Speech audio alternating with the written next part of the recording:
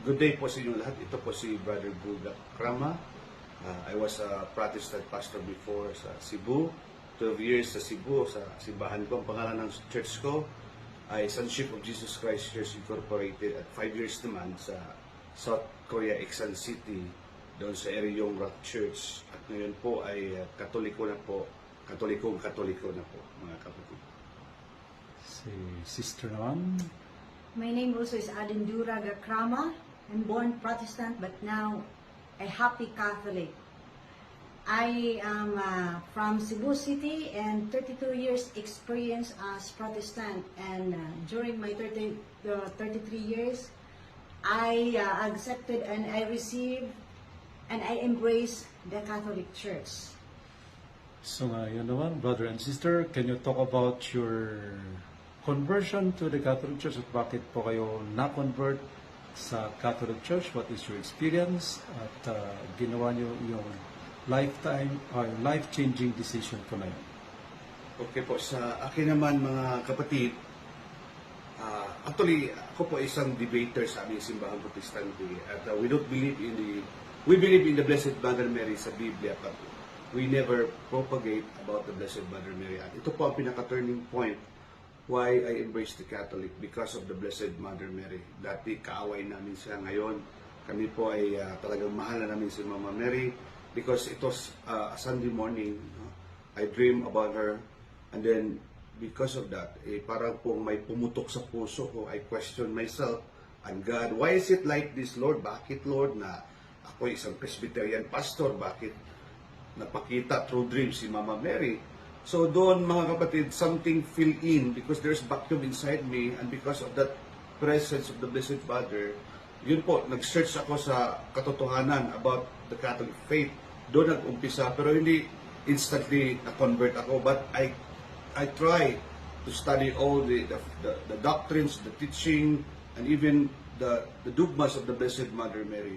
It's all biblical, para kapatid. Kaya nandito kami ngayon kasi nakita na namin ang katotohanan at walang iba po na ang simbahang Katoliko lang po ang pinatayo ni Lord Jesus Christ because of the yes of our Blessed Mother Mary, because of her during Annunciation, and she received what we call yung Annunciation, she received it, and it was a challenge for her, but you can just imagine that because of her, nagkaroon tayo ng Jesus. At hindi lang yan, because of Jesus, mayroon tayong simbahang Katoliko. Biblically, makita natin yan sa Matthew chapter 16, verses 18 to 20, na sinabi niya kay Pedro that even the gates of hell will not prevail against this church. Sabi ni Jesus, I will build my church. Ito lang po ang simbahan na kwalipikado kasi hanggang ngayon, buhay na buhay ang ating simbahan. Kasi sabi ni Jesus, my promise, even the gates of hell will not prevail against it. So kaya kami ngayon ay nandito, nag-serve kay Lord, at buong Pilipinas iniikot namin po para po ipalaganap namin, i-share namin ang katotohanan. Kasi po ang simbahang Katoliko lang, nandito lahat ang katotohanan po, mga kapatid. Ang dapat lang nating gagawin as a Catholic, we have to listen to our priest sa mga homily, at tayo mag-aral ng Biblia, or kung may mga tanong man tayo, huwag kayo magtanong kay pastor, tanungin yung mga pare nyo, kasi iba ang isagot. At we will study about the catechism. Mayroon kaming catechism of the Catholic Church. Hindi po ito salungat sa Biblia. Kasabayan, hindi po yan nagbanggaan. So, kaya namulat po ako sa personal ko as a pastor before. Now, kami po ay Katoliko na until the end. So, yun lang po ang ibigay ko sa mga mensahe sa inyo. Pero marami pa sana, pero our time is constrained. So, we have Sister Adin also. So, Sister Adan, ano naman po yung magandang experience niyo regarding your conversion into the Catholic Church? So for me, mga kapatid, bilang isang born Protestant, ang experience ko po, na-receive ko lang po ang mga false information mula nung ako'y bata pa, na tanging kay Jesus lamang tayo mag-focus regarding sa salvation. But in God's plan for salvation, there is beauty, and that beauty can be found in the maternal care. And that person is none other than the Blessed Virgin Mary. At ang isa sa mga false information na receive ko noong bata pa ako is all about Mother Mary, na sinamba daw ng mga Katoliko, ginawang Diyos. Oo, oo. Buti na lang ngayon na naging Katoliko ako, nalaman ko na hindi pala katuruan sa simbahang Katoliko ang pagsamba kay Maria. Mm. Because we believe that Mother Mary is the Mother of God, but Mother Mary is not God. Mother of God lang siya, Mother po ni Jesus Christ. Kaya nga, sa kasaysayan ng ating kaligtasan, may special participation ng isang babae. Ayan po ay si Mother Mary. Napakaganda po sa simbahang Katoliko, mga kapatid, sapagkat nalaman ko dito na sa pangangalaga ng ating Inang Maria kay Jesus, nagkakaroon ng kabuluhan ang kasaysayan ng ating kaligtasan. Way back on my Protestantism faith, dahil nga nalason yung isipan ko, pati yung anak namin na babae, yun, sinunog niya yung picture ni Mother Mary. Totoo talaga yan. Yung picture na The Mediatrix of All Grace. Kasi,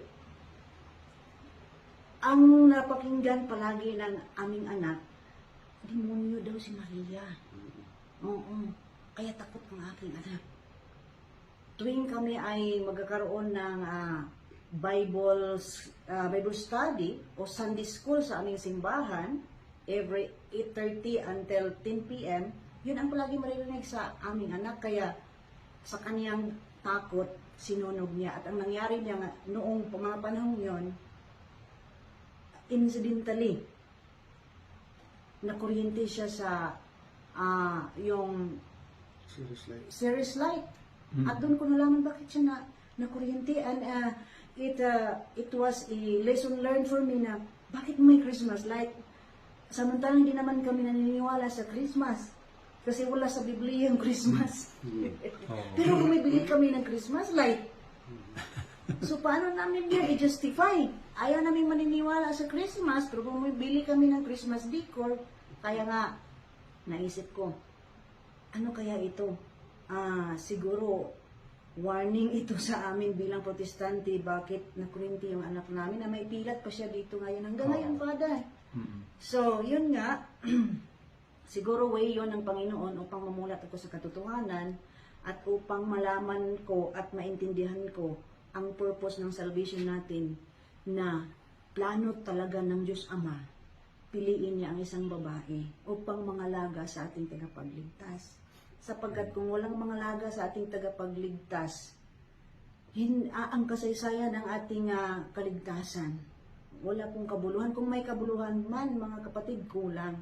Kaya, kung ang plano ng Diyos ang ating tututukan, napakaganda. Katulad lang din yan ng ating buhay, na sa ating pamilya may ina. At ang pamilya na walang ina, tingnan mo yung bahay ng mga walang inang pamilya, parang wagwagan. So sa amin ngayon, Brother Bo, sa aming mission ngayon, hindi na tulad noon na nakafocus lang kay Jesus. Sa pagpakilala namin kay Jesus, we introduce Jesus Christ to win souls back to Christ. Kasama na po ang ina ni Jesus. Yes.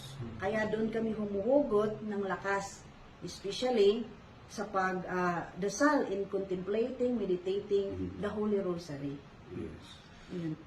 Okay, magandang topic yun kasi ngayon nga is October 2 and October is the month of the Holy Rosary, especially yung tinatawag po natin na Black Rosary.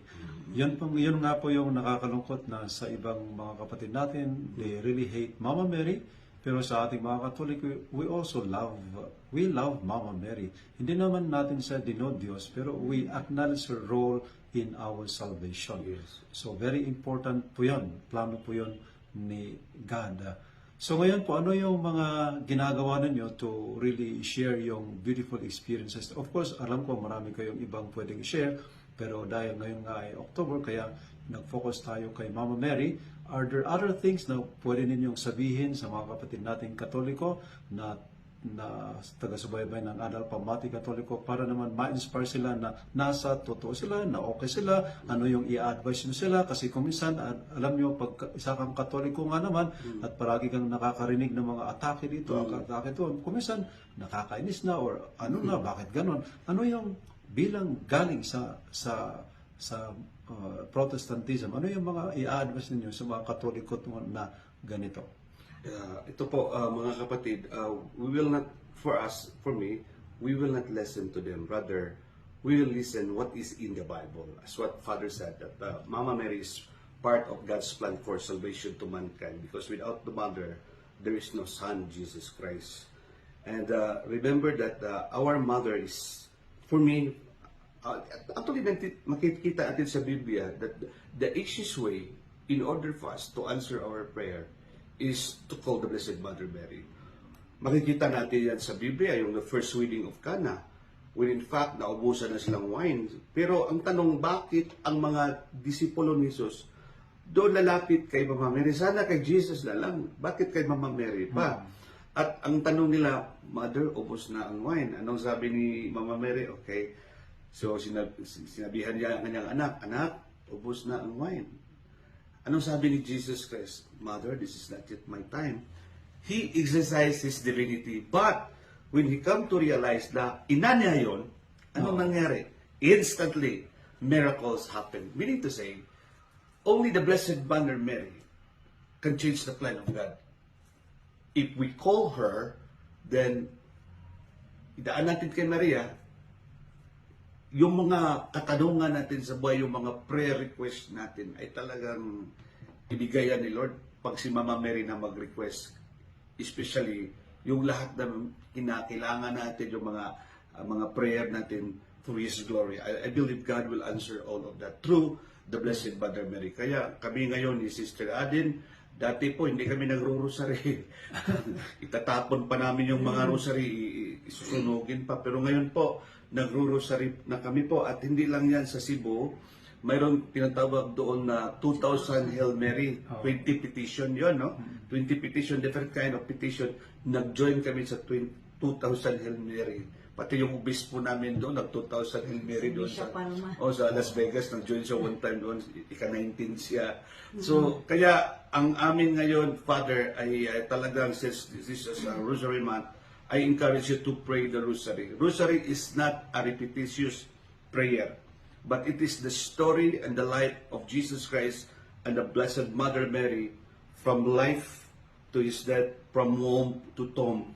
Makikita natin ang role ni Mama Mary at saka si Jesus sa ating kaligtasan. Kaya it is nice to pray the Rosary. It will give us a reminder na talagang totoo at buhay na buhay ang ating Panginoon kasama ang kanyang mahal na ina, kapatid.